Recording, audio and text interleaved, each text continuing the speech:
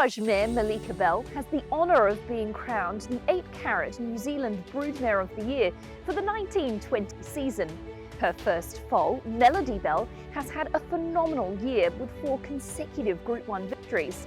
We caught up with owner breeder Marie Lester. Oh, it would be a dream come true.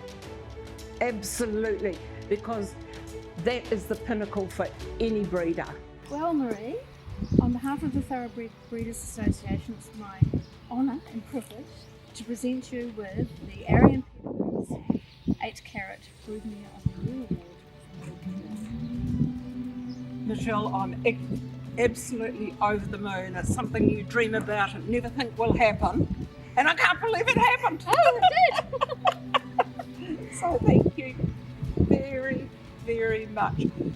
For the 12 months I have this trophy, I will treasure it with my life. I just think it is a beautiful thing, and to have a trophy of 8 carat in my home for the next 12 months, I could think of nothing better. Thank you very much, Michelle. Thank you to all associated with it.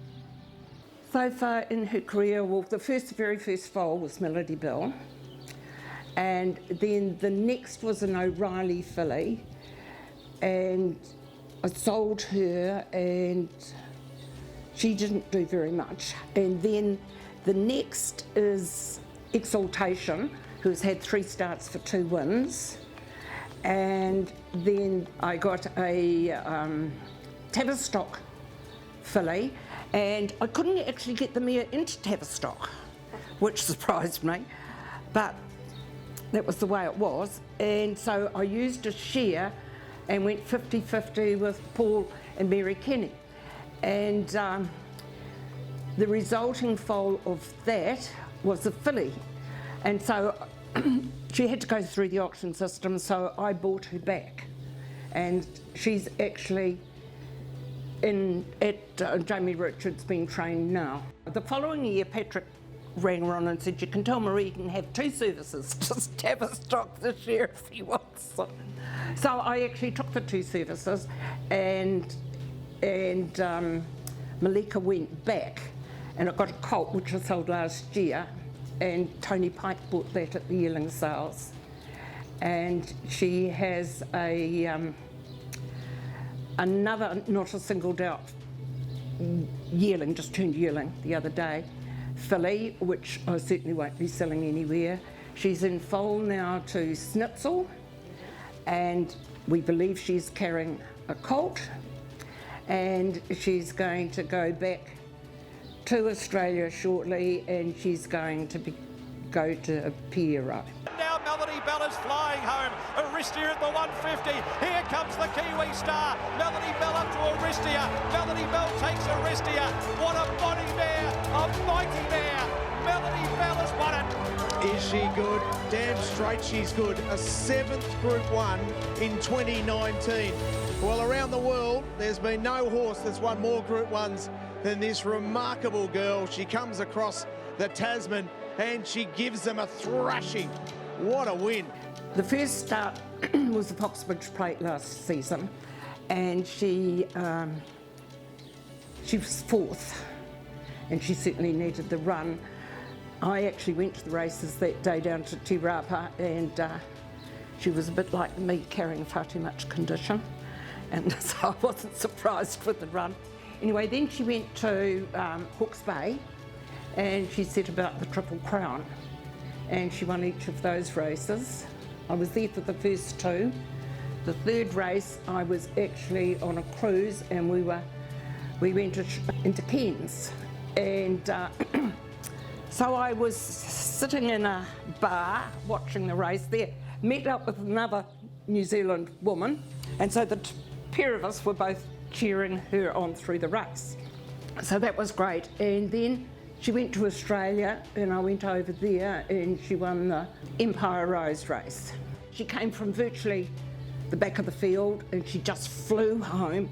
And then she went on to the McKinnon, and she flew home again, but didn't quite make it. And she was 2nd. But I think that probably was the best race I have ever seen her run, that second in that Group 1. It was a phenomenal run. Well, it goes back a long way, since actually before I was born. My parents were grazing a mare for a man called Mr. George Trimlett, who was a butcher in New Plymouth. And he used to come out every Sunday and see his mares there, and Dad would wean the foals and do everything. And they said to Dad, Dad said to Mr. Trimlett this Sunday morning, "Oh, what are you going to do with the old mare this year?" And that was a Lucullus mare called Belle Star. And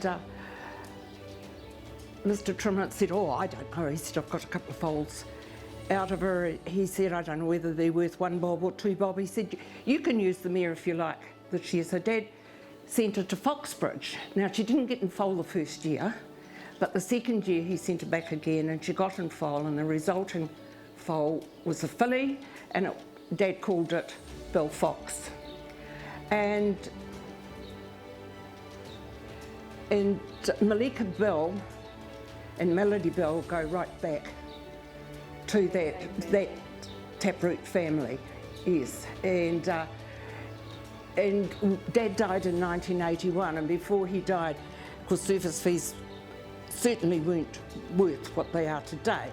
And he did stress to me that you always go to what you feel is the best available stallion for your mare. He said, because once a foal drops on the ground, they cost the same to float, to have the vet to them, to feed them, to train them, everything. And he said, you've got so much better chance if they buy a good stallion. So in her pedigree, there's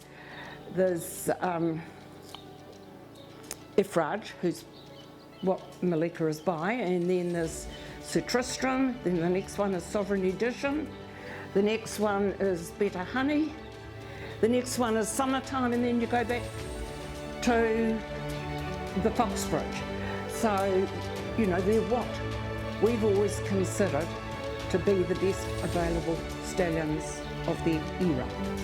3 cheers for Meleka Belle. Hooray! Hooray! Hooray!